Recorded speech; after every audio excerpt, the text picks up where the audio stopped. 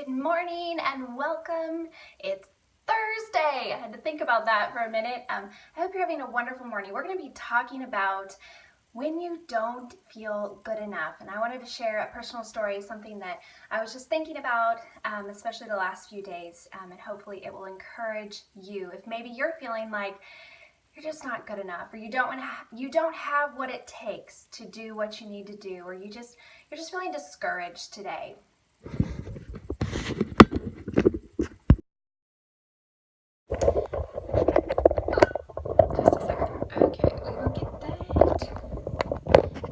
Glowing problem again. I thought I had fixed it. Let's see if I can sit back.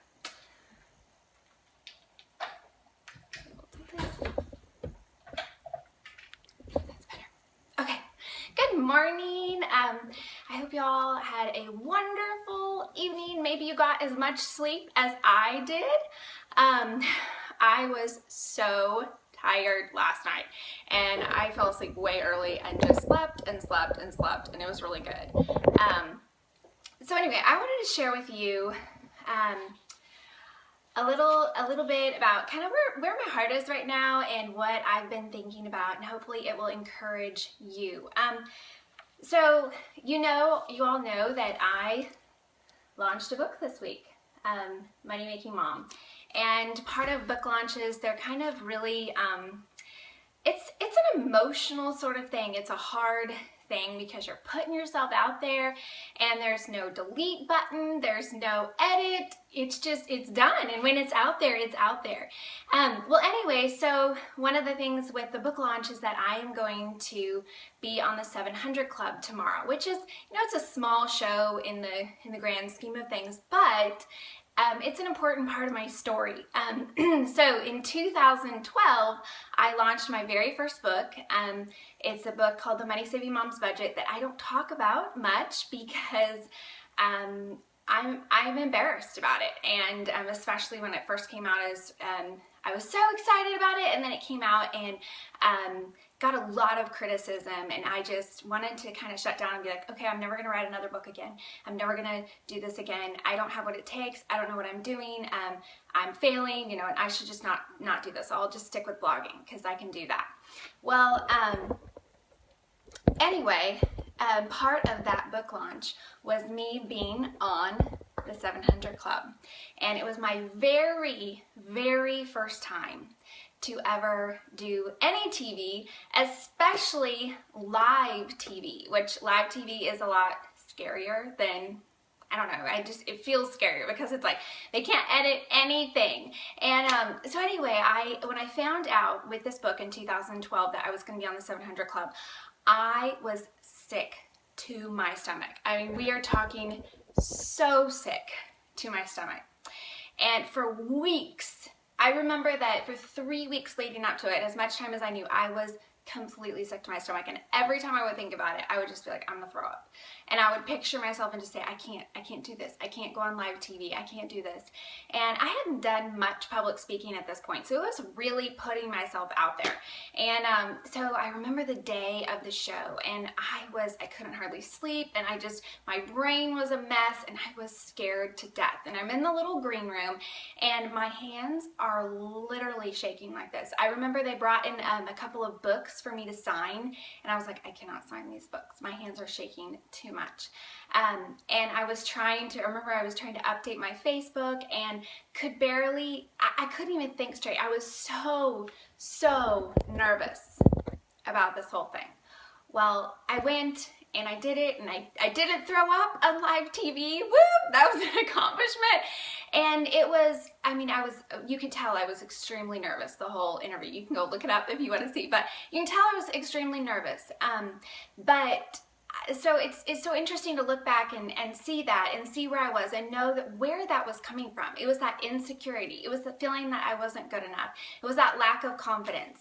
And so it's really cool for me to have the opportunity to go back again tomorrow. And sure, yes, I'll be a little bit nervous. You're always nervous when you go on stage or go on live TV, or at least I am. But it's so cool for me to have the opportunity to go back again as the confident self that God has made me now, and to go back as, kind of after working through all of these things. So I wanted to share with you just a little bit. I've shared some of my journey in another scope. So if you missed that, I just kind of poured my heart out on the screen, and that's at catch.me/MoneySavingMom. You can go there. If you can't find what I'm talking about, just tweet at me. I'm MoneySavingMom on Twitter, and I'll be happy to send you the link. But I wanted to share with you the truths that I'm clinging to and the truths that have helped me to have confidence even in the middle of, things of like putting yourself out there, and how have I worked through these things. One, when I read Daring Greatly by, this is not the truth, but I was going to mention that when I read Daring Greatly by Brene Brown, and she talks about shame, and I realized that for years of my life, I have been living under shame. And when I could actually pinpoint that, it allowed me to then break free from that. And it took a lot of time, and it's taken me retraining my thought patterns. But I am no longer living under that shame. And for me, putting my book out there this week, Money Making Mom, and knowing not everybody's gonna like it. Not everybody's gonna, think that it's a great book. And some people are going to be disappointed. But knowing that doesn't mean that I am a failure or that I am a disappointment. It just means that I disappointed that person. I don't have to live under shame that I am a disappointment or I am a failure. That completely has changed things for me. But so the truth number one for me is that I am enough. Exactly as I am. I don't need to be more, do more, or try harder. And I always think of this as I'm going off a stage now. When I go and I give a presentation, or I'm turning off Periscope, or I'm pressing publish on a post, knowing that I am enough. And maybe I made some mistakes. Of course I did. I make mistakes all the time. I say things that came out wrong, or maybe it's an incorrect fact because I forgot something. I mean, I make mistakes all the time. I make typos in my post, in my Periscope titles, but that doesn't change the truth that I am enough. I am enough. I am a child of God. He loves me. I don't have to do anything to earn His love. I am complete in Him. So I can press publish. I can walk off that stage. I can walk off that TV interview tomorrow. And I can know that no matter what I said or what I wrote, it doesn't change who I am. Because we're all going to make mistakes and typos. We're all going to say things that, we wish we could take back. But it doesn't change who we are. So the truth is, I am enough. The truth is, I have a story. And for a long time, I felt like, well, so many other people, they have better stories and more interesting stories, and they've gone through trauma and they've gone through hard things, and they should be the ones out there talking about this stuff because look at what they've done. But to realize that I have a story that is different than every single person on the planet. It's unique to me. And so therefore, it's going to impact and encourage other people in a way that someone else's story won't. So my story is not going to resonate with everyone else's story, but it's going to resonate with someone. And so to share my story, so the truth, I am enough, the truth, I have a story. My story is different than every single other person on the planet. This gives me unique perspective and insight that can bless and impact others in a way that someone else with a different story might not be able to. And truth number 3 is that I have a purpose. I might not ever be as amazing of a speaker or a writer or a blogger or a scoper or whatever as other people. But I can be me. And that doesn't mean that I should stop talking or writing about things that I am passionate about. I want to improve. I want to challenge myself and grow. But I don't want to wait until I'm polished and perfect and have it all together, because I'm never going to start sharing the message that God has put in my heart. Otherwise, I'll be waiting forever.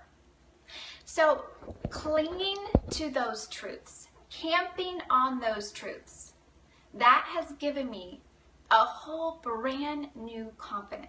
So anytime those doubts start coming in my head of thinking of, why are they asking me to do that? Or why am I writing this? Or why do I feel like I can get on Periscope and share anything? To remember that I am enough. I have a story and I have a purpose. So I share this because I want to encourage you. You have a story. You have a purpose. You have gifts and talents and passions and experience that no one else in the world does, because there is only one you. And so I want to challenge you today to camp on those truths that you are enough. You have a story and you have a purpose. The world needs your story. The world needs you to live out your purpose. And when you camp on the fact that you are enough, you can live in confidence. You no longer have that insecurity of thinking about yourself, because really that's what it is. It's me thinking about myself instead of being able to look past myself and focus on other people and meet their needs and serve them. So you are enough, you have a story, and you have a purpose. Camp on those truths and it will change your life. So that's what I want to share with you today. I also was going to mention that tonight, I'm going to be flying to Virginia this afternoon, so we won't be doing a scope this afternoon, but at 7 p.m. Central Time, 8 p.m. Eastern Time, I'm hoping I should have good enough internet in my hotel that I'm going to do kind of an Ask Me Anything scope that will be just fun. I feel like this week my scopes have been shorter, which has been intentional, but I feel like I haven't gotten to interact with you as much. So we're going to do an Ask Me Anything scope tonight and just a chit chat. I feel like I need a title for it. You know, these kinds of scopes where it's just more a hangout chit chat scope. Erin Odom, hers, she calls them the messy bun scopes. And then Mackenzie from Bold Turquoise has the Squirrely Sister scope. So I'm like, I need to come up with a title for these so you guys know what they are, but I'm still working on that. I'm not real creative when it comes to titles, so we'll see. But maybe someone else has a great idea. But anyway, so we are going to do that at 7 p.m. Central Time, provided my flights go okay and I'm able to get good Wi-Fi in the hotel. But anyway, so I hope you have a wonderful day, and remember to camp on the truths, on these truths, because you are enough. Thank you very much.